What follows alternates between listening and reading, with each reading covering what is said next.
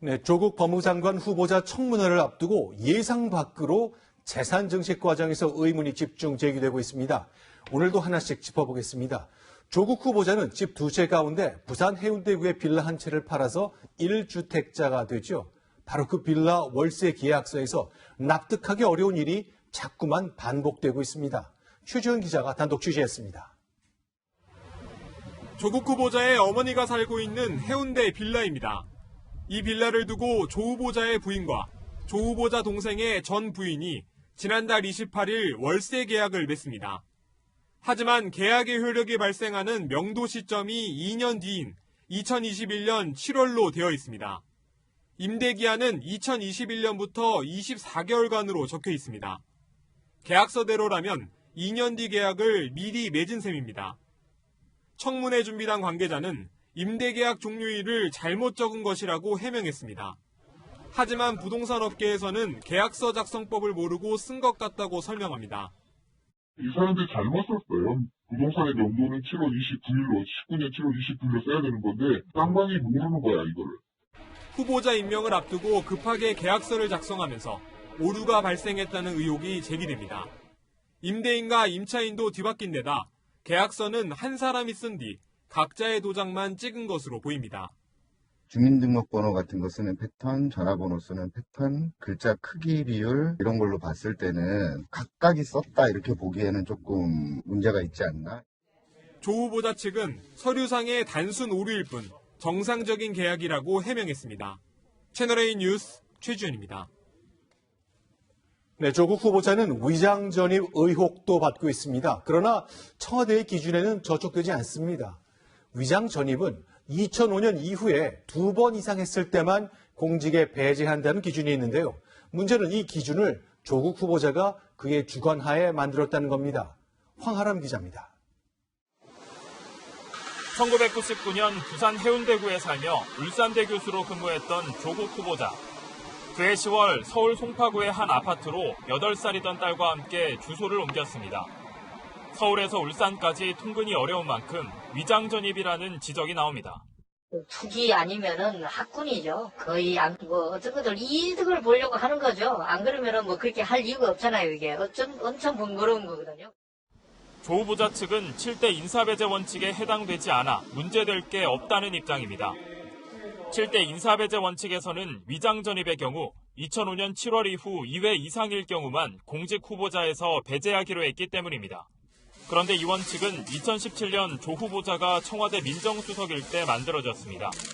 야당은 조 후보자가 맞춤형 셀프 기준을 만들었다며 의혹을 제기했습니다. 자신은 인사배제 원칙에서 빠져나가는 얕은 꾀를 부리는 것과 같은 그런 결과를 초래하게 됐는데 내로남불식의 기준을 임의로 만든 것 아닌가. 앞서 2010년 이명박 정부 시절 조 후보자는 기고문에서 장관 후보자들의 위장 전입을 비판하며 위장 전입이 시민들의 마음을 후벼 판다고 말한 바 있습니다. 채널A 뉴스 황하람입니다. 네, 이번 조국 후보자 검증 과정에는 이혼한 남동생 부부가 등장합니다. 조 후보자의 가족이 남동생의 옛 부인과 부동산 거래를 해서 그런 것인데요. 이혼은 했지만 두 사람은 최근까지 사업을 함께한 사실이 확인됐습니다. 그래서 여러 가지 의혹이 제기되고 있습니다. 이민찬 기자입니다. 조국 후보자의 동생이 사내이사로 있는 부동산 개발업체입니다. 법인 등기에는 후보자 동생의 전부인이 지난해까지 대표이사를 지낸 것으로 돼 있습니다. 함께 이름을 올린 업체는 또 있습니다. 카페 운영회사로 후보자의 동생은 지배인, 전부인은 대표이사입니다. 이혼 후에도 관계가 이어지자 부부관계에 의혹이 제기되고 있습니다. 주강덕 자유한국당 의원은 위장이혼 가능성을 제기합니다. 위장으로 추정되는 이혼이 하게 된 배경에는 후보자의 아버지나 어머니나 친동생이 40억이 넘는 부채를 지고 있기 때문에 모든 이익은 후보자의 계수 씨의 명의로 이루어지는 것이 아닌가. 조 후보자 아버지가 갚아야 할 공사대금의 채권을 동생의 전 부인에게 양도하면서 가족관계에 위장이 필요했던 게 아니냐는 게 주 의원의 주장입니다. 인사청문회 준비단은 동생 부부는 개인적인 이유로 이혼한 게 맞다며 위장이혼 의혹을 부인했습니다. 채널A 뉴스 이민찬입니다. 네, 조국 후보자 가족의 사모펀드 투자 궁금증이 커지고 있습니다. 정치부의 김성진 차장과 함께 조금 더 얘기 나눠보겠습니다. 자, 어서 오십시오. 재산이 50억인데 현금 10억 원을 한 펀드에 투자했다. 자, 이 펀드에 대해서 추가로 확인된 사실이 있습니까? 네, 오늘 이 해당 운용사가 구체적 내용을 좀 밝혔습니다. 블루코어 밸류업 1호란 펀드인데 당초에는 100억 원 규모로 알려졌는데 실제 운용 규모는 20억 원 이하로 확인이 됐습니다. 정확한 금액은 아직 알 수가 없는데요. 일각에서는 13억 원이 넘지 않는다 이런 얘기도 나오고 있습니다. 결국 조국 후보자 가족이 10억 5천만 원을 투자한 만큼 이 펀드의 대부분을 조 후보자 가족이 차지한 셈입니다. 사실상 가족형 펀드로 볼 수도 있을 것 같습니다. 조 후보자의 가족이 중심이 된 이 펀드는 경영 참여형 펀드입니다. 기업 경영에 참여하기 위해 투자하는 것인데요. 대상 기업의 지분 10% 이상을 반드시 보유해야 합니다. 그러니까 잠시 넣었다 빼는 게 아니라 경영에 참여한다. 그래서 오래 투자한다. 그리고 그거는 벤처기업이다. 그런 얘기인데. 네. 자, 그러면 실제로 어디에 투자했고 수익이 났는지 이런 건 공개가 됐습니까? 네, 오늘 펀드 운용사 대표는 투자 대상은 밝힐 수 없다 이렇게 밝혔습니다.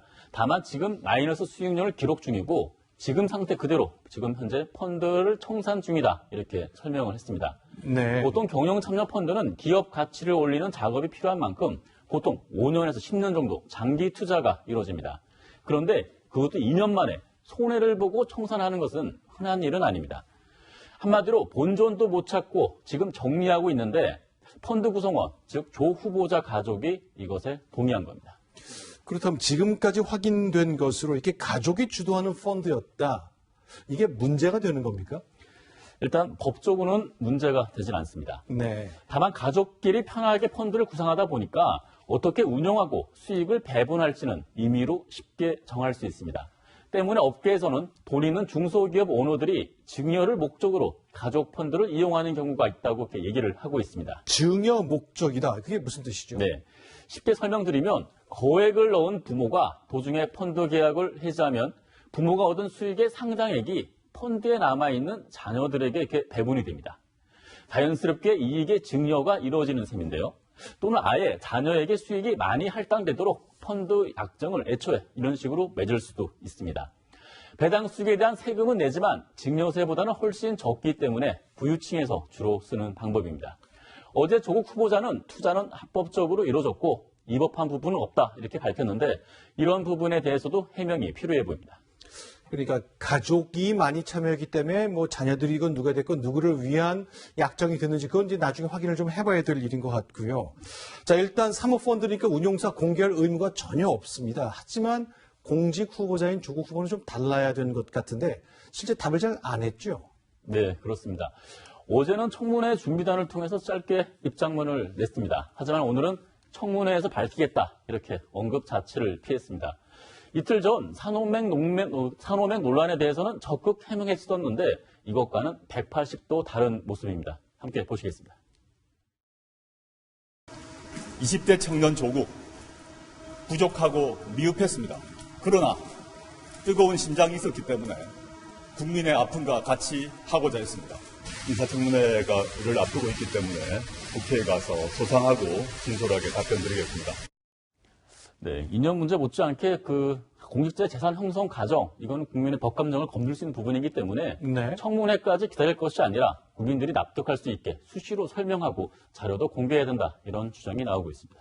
알겠습니다. 여기까지 듣겠습니다. 정치부의 김성진 차장이었습니다.